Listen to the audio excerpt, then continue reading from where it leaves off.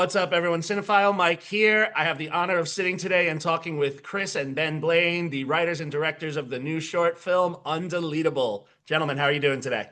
Yeah, very Good. good, man. So, first off, I'm going to jump right in. In the press notes, it said that you have waited some time to make this film, that this one's been brewing for a while. Why the delay? It was the two reasons. First one is a stupid practicality, which was me being specifically that I wanted to shoot it when it was cold and we could see breath, and so Yeah, that not just narrowed. cold, not just cold. Cold Yeah, happens all the time in the UK.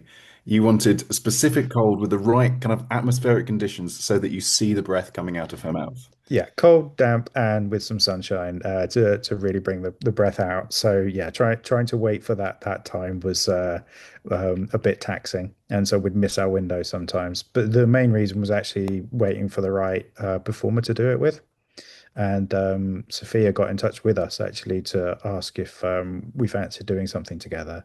And we were like, well, we have this thing in a drawer that we've been waiting for the right person to come along. And yeah, she was definitely the right person. So, how did that relationship between the three of you come about? Have you worked together prior? How did that collaboration come to be? Was it just a blind phone call? It was originally it happened via Twitter as was, and yeah, I think I'm not quite sure why now, but yeah, it was at different points in our lives, and she reached out and was like, love your work, would love to work with you, and we were like, even then, that was like before Loki, and we were like, absolutely though, we knew her and knew her work, and were kind of like, would love to do something with you. And it wasn't this, there was something else that we were kind of like talking to her about doing, and she was like, I love this but I've just been offered this thing that I can't turn down. I have to go and be in this television program where I get to be a superhero. And we're like, yeah, okay, that's a fair job to take ahead of us. That seems fine. So yeah, so then kind of like, obviously all of that blew up, and then yeah, we sort of, got back in touch with her after with this. But yeah, so that's how it came about, just kind of knowing each other's work from the UK indie filmmaking scene. Yeah, Right. yeah. They were like, we know the filmmaker Kate Herron, who was the director on Loki on the first series. And yeah, Kate had sent us I think it was the first cut or second cut of a short that she'd done with Sophia, which was a great We little short. Yeah, we, And we we watched a lot of Kate's early films and stuff. Yeah, yeah, yeah. yeah, Nice. so yeah, we'd known her from that. So it's really wonderful that out of this, in 6 minutes, in just 6 minutes, I was really impressed how you were able to capture so much of like the human grieving process. It walks this fine line between like comedy and heartbreak. How much of this did you keep was originally on the paper? How much of this transformed as you were working on the piece? Like, what was the process like? Since you said it'd been sitting in the drawer for a while, how did it come to be what it was?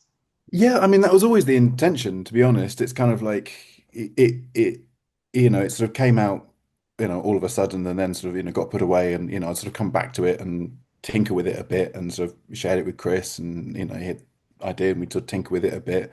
But it was all the edits and all the changes were all very much to make it what it is. It's kind of like it was very clear from the get-go that the essence of this film was this exactly that what you say, this kind of mix of grief and sadness and shock, and then in the middle of it, this kind of really uncomfortable humiliation and the comedy of that, and the comedy of realizing that you've just done something awful.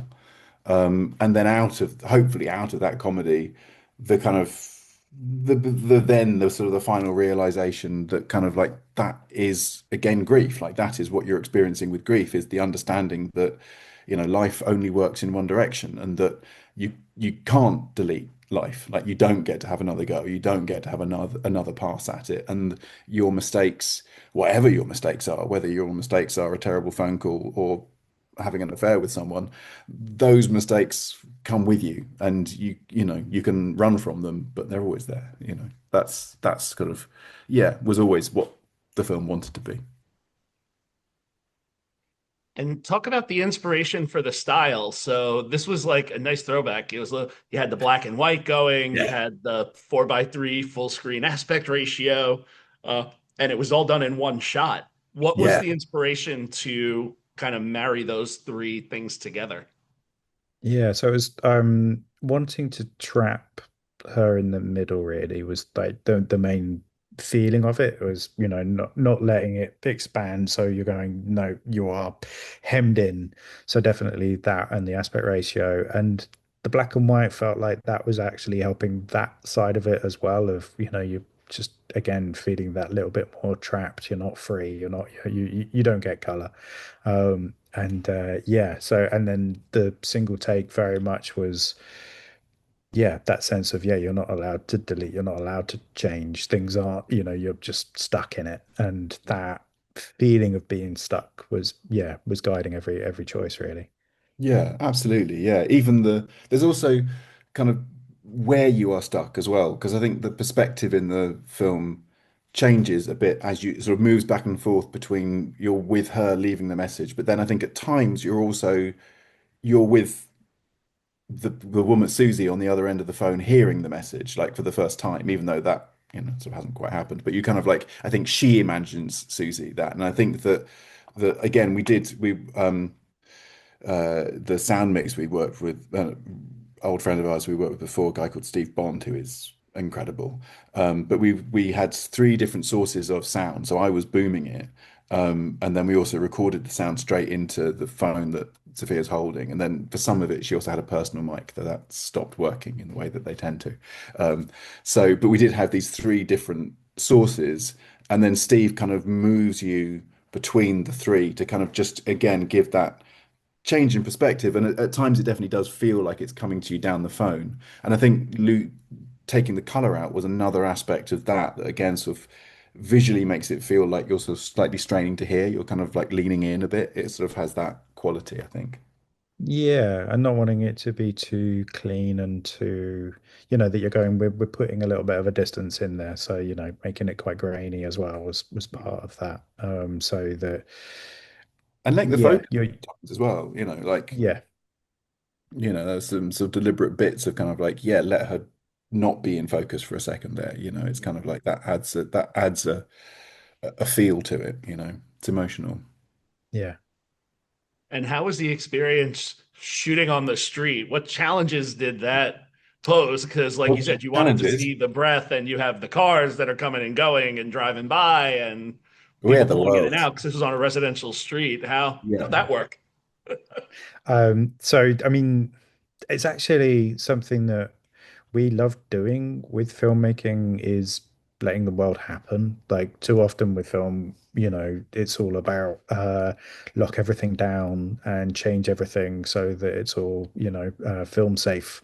So the clearances, like, oh yeah, well, we've changed all of the signs. Don't worry. We've changed all of the props. Don't worry. We've got our own people to walk by at the exact moment that you want them to walk by, and we've made it as sound as dead as possible, and we'll put all of that in later. And there's this weird sort of thing of like, like we find it a lot of the time with sound mixes, especially where you're going, we edit using some of the sounds that have happened naturally whilst you're editing. And then the first go when you go into the sound mix, that it's like, where's that sound gone that was really integral to the edit? And it's like, oh no, we thought we were just cleaning that up. You're like, no, you're allowed to let sounds happen. That's like anyway, so actually being there on the street, the whole point was actually being letting the world happen. And that sense of, yes, here's this intensely private thing that's happening. We don't want it to be dead. We want it to be that there is the world intruding on you the whole time. And yeah, it's great that there was a building site going on and yeah, the cars going past and the buses. It was all kind of like when they went past at just the right time, it was like, oh, this take's really working. Yeah, And there were a couple of takes that were technically wonderful and were really dull and flat because the world had gone really quiet for us. And it was like, right. yeah, this it's not doing anything for us, Yeah, And it really added to the performance and that sense of, oh God, this is really happening to actually be there are people watching you. nice.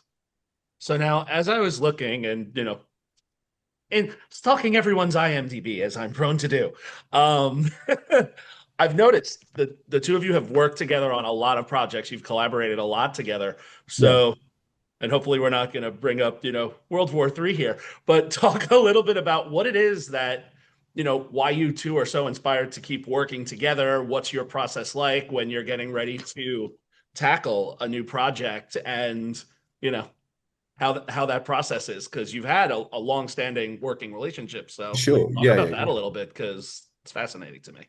Yeah. Yeah, I mean it's like it's been a long journey, and it's kind of like we've had to learn kind of really how to work with each other, and I think, we at the start we made a bunch of short films when we were sort of working, sometimes working just alongside each other and sometimes kind of working at each other in quite a grumpy kind of non-communicative sort of way.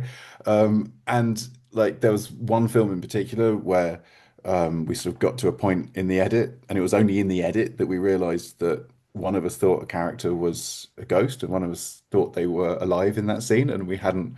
And but it was really revelatory, and it really kind of like strikes me. I meet a lot of sort of filmmakers who you have an idea and it lives in your head and it's sort of perfect in your head and it's beautiful, and it's a bit scary letting other people in because they might shine a torch on it and show you that it's not perfect.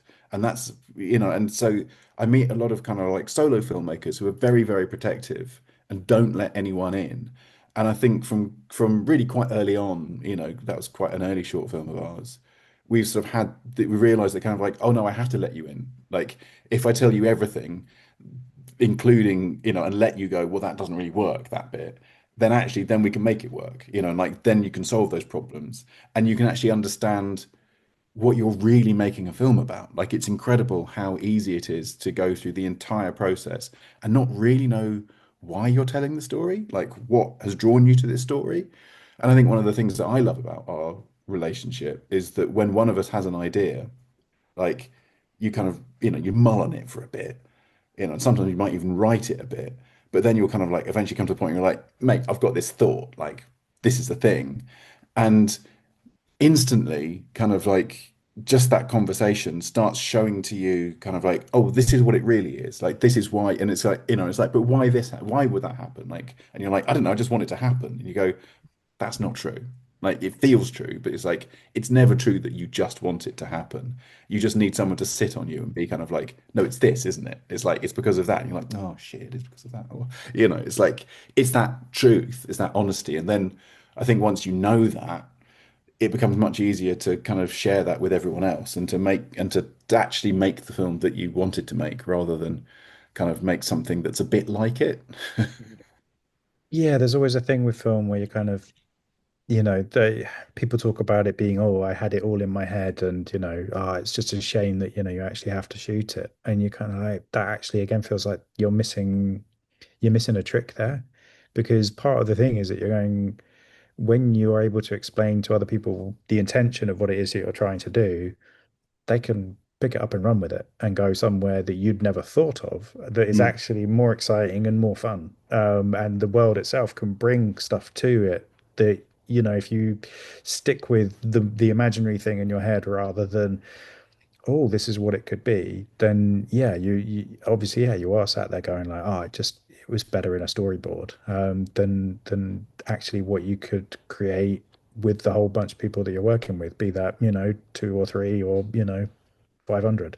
Yeah. Um, yeah, and yeah, so yeah, we're always talking about intention, and that was really has been a really useful thing for us, and is why we're able to keep working, is because we're able to always be going, yeah, but what is it you're actually trying to do?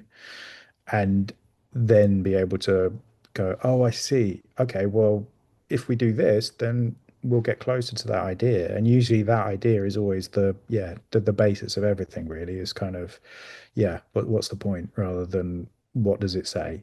Or yeah, what is in your head currently? Because a lot of the time that's not necessarily the best place to end up in.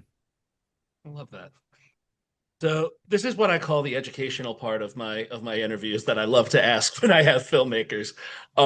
As you go from project to project and giving advice to future filmmakers or even current filmmakers that are out there, What would you say is your best practice, right? That one guiding thing that you do when you go from project to project that is a part of your work? And what would you say is one of the greatest learning curves you've had or hurdles you try to avoid as you go from project to project? See, Ben is really Wow. processing this. I am. Yeah. Yeah. Yeah. Yeah. Yeah. Yeah. Yeah. I mean, that's like, I think that's yeah, it's, interesting for us. Like um, we have very diverse interests. Um, and like we share a lot of diverse interests. And then we also both have a lot of even more diverse interests around those. So it's kind of like there's there's two kind of big rolling balls of crazy mess that kind of like come to work every day. And like I think for a while we just, which I think is not a bad policy. We well, like we followed where our hearts were. We followed where the interest was, and like we sort of had this. Classically we had this thing. We met a script editor, and she was like, "Look, just like tell me the ideas that you're most interested in." And we sort of came back to her with this dossier of kind of like 20 different feature films, and she was like, "No, but which one are you most passionate about?" And we sort of looked through all 20, and we are like, All of yeah, them. 20. It's like we love these ideas. It's like there's this and there's this and there's this. Right. And like as an artist, I see that as a kind of like, yeah, that's interesting. It's like I don't want to just make the same movie 100 times over. Like I want to do this, this, and this. But it has made life hard for us because it's hard for people outside of us to kind of understand, well, who are you then? What sort of filmmaker are you? It's kind of like it's much easier if you go kind of like, I like this one particular type of horror movie. It's so every film I make, a head will explode. That's it. That's who I really am. And you go, well, do I need a head exploding filmmaker? Yes, I do. You're the guy I'm ringing. It's like that's a really handy kind of obsession to have. And Definitely got you a job on a Game of Thrones for a while. yeah, Right. that would have been, yeah, absolutely. Um, and I think it's taken us a long time to start figuring out what the common threads are, like what the seams are that run through this diverse, mad kind of body of work that we've made and that we want to make, so that we can start going kind of like, oh, this is how we explain it to other people. It's like this is the thing this is what people will know they're going to get if they come and watch a film that we've made. It's kind of like it's going to have this dark sense of humor, but it's also going to have grounded emotion. It's not just going to be daft and silly. It's kind of like it's going to be silly, but it's going to be painful at the same time. And it's kind of like, and we can go to some very, very serious places and it can be very realistic, but it will also always have some relationship to fantasy, some relationship to reality and the lies that we tell ourselves and the lies that we tell other people and the lies that we depend upon. Like all of those things are always kind of like flowing through it in different degrees, but it feels like we still have a much better handle on being able to go kind of like, yeah, this is who we are. So then when projects come to us, or even when we're kind of trying to work out like why we should do a project, it becomes easier to go kind of like, oh, well, this one speaks to us. Like this one makes sense as the next film on from that one. Or going, well, okay, this one doesn't seem to make sense.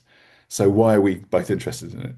Like, what is it? Like, what's the element here that we're slightly downplaying or not seeing? What's the bit that we actually need to kind of put in capital letters? So it's kind of like, oh, I see. That's why you guys are doing it. It's like I think that's the process. Yeah, in short form, personality. As in, what's your personality? Like, I'm finding this a lot so we work with other filmmakers as well as editors, and there's one particular filmmaker that I've worked with quite a lot called Mustafa Kasaibati, who is loud, autistic, and fun, and he's just a really enjoyable human to be around. And sometimes he's trying to make very serious films, and you're like, but that's not your personality. Like we talk about, like we've always had, Ben and I have always had people saying, oh, but that's not, is that in your voice? And voice still is kind of like a word that feels actually a step away from the thing that when you're going into pitch a film to someone, you're going to tell someone about your film, about your story, the thing that you want to make, then ideally that story just oozes out of you because of the way that you are. And the more that it does, then the easier it is for someone to understand what the thing is that they're going to get. because you're not having to they're not having to listen to the words, they're just looking at you. And it's like that side of it where you're kind of like, I think we're getting better at being ourselves and not trying to be other people, and being able to talk about, yeah, this is what we bring to it, and it is our personalities, definitely, and we do have a very shared sensibility, for a lot of stuff. Yeah. um but yeah, just that, it's really interesting seeing other filmmakers where they're trying to pitch X, Y, or Z, and you're like, but that's not really you. And it really helped, like actually going to film festivals and you see other filmmakers talk about their own films, and the ones where you're like, oh yeah, that feels like that's really succeeding on the film festival circuit, especially, is that you're like, yeah, no one else could have directed that. You've come on stage and you've said one word and it's like, oh, of course, and you're like, that is such a, um yeah, it's like that actually really helps, I think, in terms of like you're going, yeah, of course, you're the person who made this, because yeah, you are who you are. And it's not a it's never a job for hire, like the, yeah, uh ways Yeah. of getting your personality across, really. Yeah, and I think kind of like, the points where it becomes a job for hire is when it's someone else's personality, is when you're going kind of like, no, it's this actor, it's really their personality. And some of the best kind of combinations are where you go, oh, look, it's this actually what's happening here is this collaboration between this director and this actor. And it's this shared elements of personality that they have that you go kind of like, oh yeah, this is when it's, on fire. You go, that's the, yeah. Nice. And one last question I'm going to ask is, what are you hoping people take away from the film after they watch it? Oh boy, I'm unpacking something here. Mm. That's a good question. I don't know. I mean, um,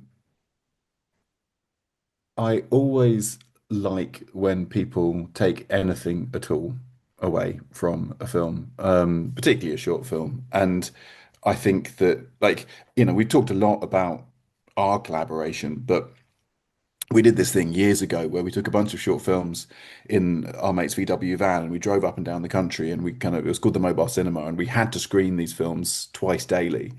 And it was really good fun and really hard work, and what it really really drummed into us was how much an audience change a film. And I think that it's hard for filmmakers to see that because you're so often not there when the audience watch the film. And but being there like twice daily, seeing these short films and seeing how it depends on who's in the room as to which films are good, and like which films I was enjoying and which ones kind of resonated with me, and like things would be funny at one part of the day and actually a bit not funny and a bit humiliating kind of 3 hours later with a different group of people. Mhm. And I think it really kind of drummed into us this sense of like, oh, films don't actually happen on a screen. Like films happen in your head. Like that's where the film plays out. And that's the actual collaboration that you're doing. Like the collaboration is like all of the kind of like steps that go on the journey. All there's like collaborations like between, me and Chris and us and Sophia and blah blah blah. All of that is to get to this point where this idea comes out of us and goes into your head. And so whatever you take away from it, like whatever you bring to this collaboration, like Mhm. that's the joy. Like that's what I want. Whatever it is, tell me.